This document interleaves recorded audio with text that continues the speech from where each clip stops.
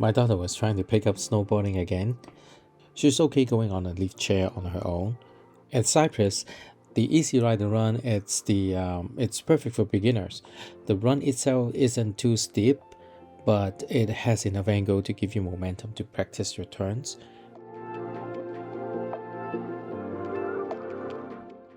The chairlift itself by design is slower than normal, of course.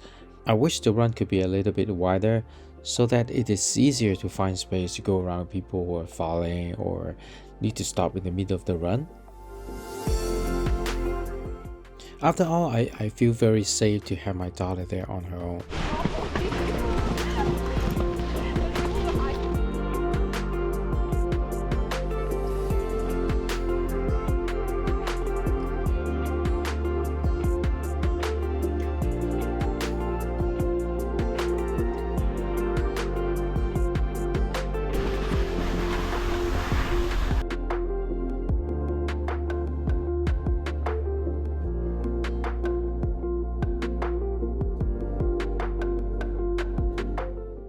There's a designated area for parents at the bottom of the run. On top of that, the run is also very close to the base, so as parent, you can come back and forth without standing there for hours.